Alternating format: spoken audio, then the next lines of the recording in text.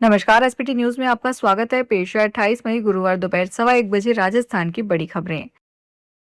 राजस्थान में आज सुबह कोटा झालावाड़ नेशनल हाईवे 52 पर डेढ़ कस्बे के निकट एक तेज रफ्तार निजी बस अचानक अनियंत्रित होकर सड़क से नीचे खेत में जा पलटी। हादसे के बाद मौके पर अफरा तफरी मच गई। चीख पुकार के बीच यात्रियों को बस से निकाला। बस में 20 से अधिक यात्री सवार थे, जिनमें कई लोग घायल हो गए।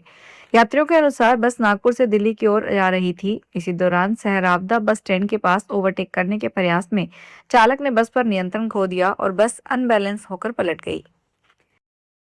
पंजाब, राजस्थान और हरियाणा के बीच लंबे समय से चल रहे अंतर्राज्यीय नदी जल विवाद के समाधान को लेकर गठित ट्रिब्यूनल गतिविधियों ने राजस्थान की उम्मीदें बढ़ा दी है।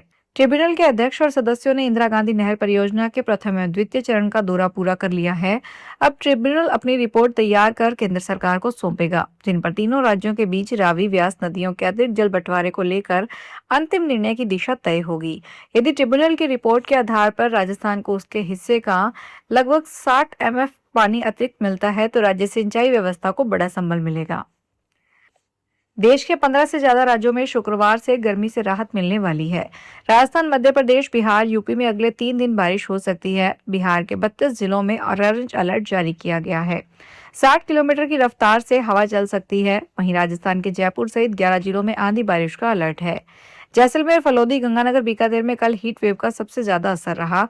पहाड़ी राज्यों की बात करें तो आज उत्तराखंड और हिमाचल प्रदेश में बारिश और ओले गिर सकते हैं। राजस्थान के अजमेर जिले में आज गुरुवार सुबह एक भीषण हादसे ने पूरे इलाके को झकझोर कर रख दिया। बुराड़ा थाना क्षेत्र के श्रीरामपुरा गांव के पास चलती कार में अचानक आग लगने से पूर्व सरपंच दंपति समेत 4 लोगों की जिंदा जलकर मौत हो गई। हादसा सुबह करीब 5:30 बजे हुआ। जानकारी के अनुसार श्रीरामपुरा गांव निवासी पूर्व सरपंच राम सिंह चौधरी अपनी मां एवं जिला परिषद सदस्य पूसी देवी को सीने में दर्द की शिकायत होने पर अस्पताल लेकर जा रहे थे। कार में उनकी पत्नी पूर्व सरपंच सुरज्ञान देवी और भांजी महिमा भी सवार थी। बाढ़ के उमरनाथ गंगा घाट पर एक बड़ी नाव हादसा की खबर आ रही है। हादसे में एक छोटे से नाव पर 14 से 15 लोग सवार होकर सब्जी तोड़ने के लिए गंगा के दियारा इलाके में जा रहे थे। तभी दियारा पहुंचने से पहले तेज हवा के चलते नाव पलट गई। हादसे में सभी लोग गंगा नदी में समा गए, लेकिन शोर मचाए जाने की वजह से सुनकर आसपास के नाव वालों ने 7 लोगों को सकुशल निकाल लिया। वहीं 7 लोगों के डूबने की खबर आ रही है, जिसके प्रयास करने पर एक महिला और एक युवक को मृत अवस्था में निकाला गया। वहीं 5 लोगों की तलाश अभी चल रही है। भोराना धाम के पास प्रस्तावित रिको इंडस्ट्रियल एरिया को लेकर राजस्थान में बुधवार देर रात बड़ा सियासी और प्रशासनिक घटनाक्रम देखने को मिला। बुधवार को दिन भर चले विरोध प्रदर्शन के बाद आंदोलनकारियों और प्रशासन के साथ कई दौर की वार्ता हुई, लेकिन वार्ता बेनतीजा रही। उसके बाद हनुमान बेनीवाल संतोर करीब 10,000 समर्थकों के साथ जयपुर कूच पर निकल पड़े। पुलिस ने देर रात मोखमपुरा मोड़ पर भारी बैरिकेडिंग कर काफिले को रोक दिया, जिसके बाद एक बार फिर प्रशासन और संघर्ष समिति के बीच वार्ता शुरू हुई। आखिरकार देर रात हुई बातचीत में विवाद सुलझाने के लिए कमेटी गठन पर सहमति बनी। वन रक्षक सीधी भर्ती परीक्षा 2020 में फर्जीवाड़ा कर सरकारी नौकरी हासिल करने का एक मामला सामने आया है। एसओजी की जांच में खुलासा हुआ है कि एक युवक ने लिखित परीक्षा में खुद की जगह डमी कैंडिडेट को बिठाकर परीक्षा पास की और बाद में फर्जी डॉक्यूमेंट के जरिए नियुक्ति हासिल कर सैलरी भी उठाई। एसओजी की जांच रिपोर्ट और सिफारिश के आधार पर अब जोधपुर पुलिस कमिश्नरेट के महामंदिर थाने में आरोपी के खिलाफ धोखाधड़ी और फर्जीवाड़े का मामला दर्ज कर जांच शुरू कर दी गई है। प्रधानमंत्री नरेंद्र मोदी ने ईद उल अजहा के अवसर पर देशवासियों को शुभकामनाएं दी। सोशल मीडिया पर पोस्ट में लिखा, सभी को ईद उल अजहा की शुभकामनाएं। यह पावन अवसर समाज में भाईचारे और खुशियों की भावना को और मजबूत करे। सभी की सफलता और अच्छे स्वास्थ्य की कामना है। बकरीद पर सभी राज्यों की प्रमुख ईदगाहों में बकरीद की नमाज अदा की जा रही है। भोपाल, कोयम्बटूर, जयपुर, कोलकाता समेत कई शहरों में बड़ी तादाद में मुस्लिम धर्मावलंबियों ने नमाज के बाद एक दूसरे को मुबारकबाद दी। उदयपुर शहर और राष्ट्रीय राजमार्ग पर बढ़ते अतिक्रमण को लेकर उदयपुर जिला प्रशासन अब सख्त रुख अपनाने जा रहा है। जिला कलेक्टर ने अधिकारियों को लंबित अतिक्रमणों को जल्द हटाने के निर्देश देते हुए कार्रवाई में तेजी लाने को कहा है। इसके तहत एनएचएआई क्षेत्र में 370 और पीडब्ल्यूडी एनएचए क्षेत्र में 67 अतिक्रमण हटाने की प्रक्रिया अब तेज की जाएगी। अतिक्रमण हटाने की कार्रवाई की निगरानी के लिए एडीएम सिटी जितेंद्र ओझा को नोडल अधिकारी नियुक्त किया गया है। साथ ही प्रत्येक सप्ताह कार्रवाई की प्रगति की समीक्षा करने के निर्देश भी दिए गए हैं। सीकर जिले के रहने वाले एक युवक के बैंक अकाउंट में साइबर फ्रॉड के 9,10,000 रुपए आए थे। अकाउंट के खिलाफ कर्नाटक में शिकायत भी दर्ज हुई, जिसके बाद अब सीकर की साइबर थाना पुलिस ने म्यूल अकाउंट के खिलाफ मुकदमा दर्ज कर इन्वेस्टिगेशन शुरू कर दिया है। युवक ने किसी अन्य युवक को पैसे डबल करने का लालच देकर झांसे में ले लिया था। सीकर के साइबर पुलिस थाने में एएसआई ताराचंद ने सिहोट पड़ी निवासी विकास कुमार के खिलाफ मुकदमा दर्ज करवाया है।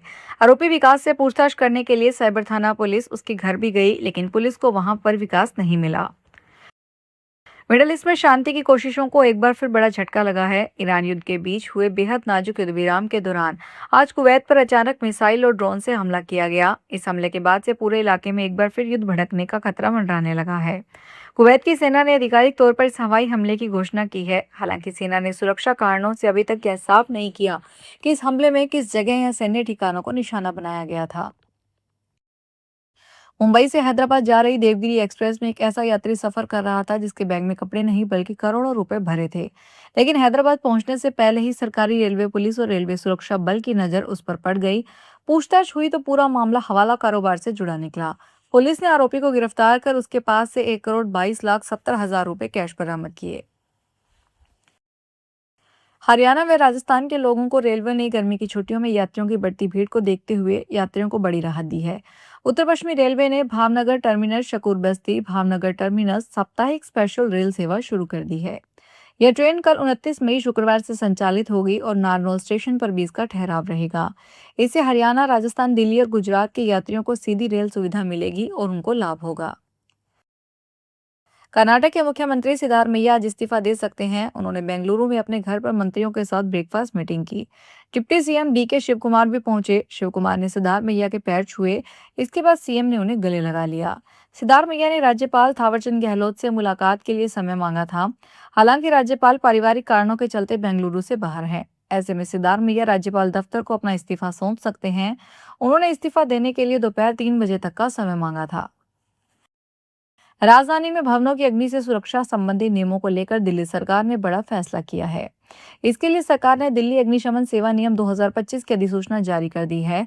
इसके लागू होने के बाद दिल्ली में अब अग्नि सुरक्षा संबंधी अनापत्ति प्रमाण पत्र प्राप्त करने, सुरक्षा के उपाय और नियम के उल्लंघन पर जुर्माना प्रणाली में बड़े बदलाव हुए हैं। सबसे महत्वपूर्ण बदलाव एनओसी को लेकर है। अब निजी कंपनियां और विशेषज्ञ भवनों की अग्नि सुरक्षा उपाय की जाँच कर एनओसी जारी कर सकेंगे। फिलहाल इस बुलेटिन में इतना ही। फिर हाजिर होंगे बड़ी खबरों के साथ।